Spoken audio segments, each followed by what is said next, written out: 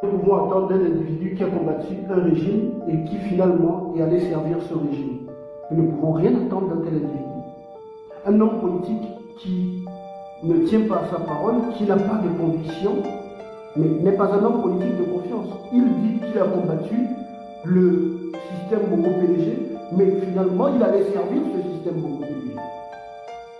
Et nous ne pouvons rien attendre d'un tel individu. Il veut jouer après avec les mots, il ne va pas au bout de sa pensée, il joue après avec les mots en disant, après que voilà, on lui a fait des propositions, mais il n'a pas accepté d'aller travailler pour Onigema. Ça, c'est une fuite en avant.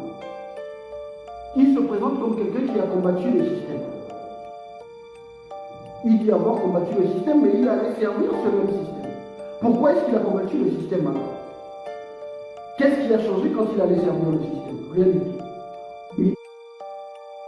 Pélégiste, dans l'âme et dans le sang, comment voulait-il faire le tuer? Il a fait un remplacement. Moi, j'ai dit aux Gabonais et aux Gabonais. Et c'est pour cela que je demande qui est ce que j'appelle. Il n'est pas un homme de confiance. Nous pouvons attendre d'un individu qui a combattu un régime et qui finalement est allé servir ce régime. Nous ne pouvons rien attendre d'un tel individu. Un homme politique qui ne tient pas à sa parole, qui n'a pas de conviction, mais n'est pas un homme politique de confiance. Il dit qu'il a combattu le système Bongo-PDG, mais finalement il allait servir ce système Bongo-PDG. Et nous ne pouvons rien attendre d'un tel individu. Il veut jouer après avec les mots, il ne va pas au bout de sa pensée, il joue après avec les mots en disant, après que voilà, on lui a fait des propositions, mais il n'a pas accepté d'aller travailler pour Onigema. Ça, c'est une fuite en avant. Il se présente comme quelqu'un qui a combattu le système. Il dit avoir combattu le système, mais il allait servir ce même système.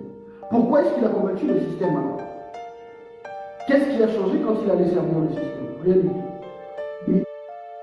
Pélégiste, dans l'âme et dans le sang, comment voulait-il faire le tuer? Il a fait un remplacement. Moi, j'ai dit aux Gabonais et aux Gabonais. Et c'est pour cela que je demande qui est ce que j'appelle les états généraux de la nation. Pourquoi nous interrogeons notre pays 65 ans après l'indépendance, est-ce qu'il est normal qu'on ait la même structure administrative, la même structure étatique que le colon a laissé? Le colon ne l'a pas laissé pour qu'on développe notre pays. Il a laissé parce que c'était sa stratégie à lui pour que nous s'occupe de l'État et lui s'occupe de l'économie. Est-ce que 65 ans après, il faut encore que le Gabon dépende de 40% de ses ressources budgétaires des revenus du pétrole, 60% de ses ressources d'exploitation du pétrole, on dépend des manganèses et du bois. Les trois ressources principales du Gabon, depuis la colonisation, continuent aujourd'hui à être ce sur quoi nous nous appuyons. Il faut interroger cela. Il faut se demander sur la question de l'école qu'on évoquait en début d'entretien. Est-ce que l'école gabonaise aujourd'hui est outillée pour porter notre développement?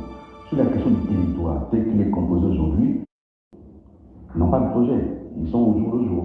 À la petite semaine. Parce qu'ils ont été élus chez un projet. Non, ils ont été élus parce qu'il y avait la peur. Ils ont été élus parce qu'il y a eu la captation de l'État. Ils ont été élus parce qu'on a verrouillé le processus. Et lui-même d'ailleurs, cette fin d'année a fait un discours à la nation où il a reconnu, que le fichier électoral était mauvais. Voilà. Billy Bizo reconnaît que le processus électoral a été verrouillé. Mais il a participé à cette parodie électorale. Lui-même. On doit affirmer sa souveraineté. Mais la souveraineté, c'est le choix des partenaires. La souveraineté, c'est aussi de se dire, bien, nous avons un partenaire traditionnel. À quel moment est-ce que nous disons ça on ne veut pas et ça on veut? Il faut se parler. Mais moi je leur parle. Je leur dis quelle est ma vision du Gabon et quelle est ma vision de la relation entre le Gabon et la France qu'il faut faire évoluer. Qui ne peut plus être la vision telle qu'elle a été sous Omar Bongo, qui ne sera même pas ce qu'elle était sous Ali Bongo, et encore moins ce qu'elle est sous celui qu'elle a aujourd'hui, qui à mon avis ne sait pas où il va. Et c'est ça le vrai problème qu'il y a. Le problème n'est pas le Gabon. Le problème c'est ceux qui dirigent où conduit-il le Gabon. C'est ça le problème. Oui, bon, moi je suis en France, à Libreville, j'entends, je lis des choses, bon, écoutez, chacun a sa télé tranquille. Il y a des rencontres que vous avez prévues avec les officiels français? Je rencontre des officiels, je rencontre des membres officiels, je rencontre le monde politique, le monde diplomatique, le monde économique. Comment s'organise votre parti ensemble pour le Gabon? Je vous ai dit, nous sommes dans le processus de libération du Gabon. Ce qui arrive là, ça va être violent. Les gens vont se demander, ça, ce sont les Gabonais qui ont fait ça. Ce sont les Gabonais. C'est comme si les Gabonais seront possédés par des démons. Ce qui va arriver. Ce qui va arriver là, vous n'allez pas croire. Vous n'allez pas croire. Moi, je prône la désobéissance civile. Je prône la révolution par des actes de lutte non-violence. Et priez pour que le peuple adopte la révolution par des actions de lutte non-violente. Priez pour que le peuple ait recours à la désobéissance civile.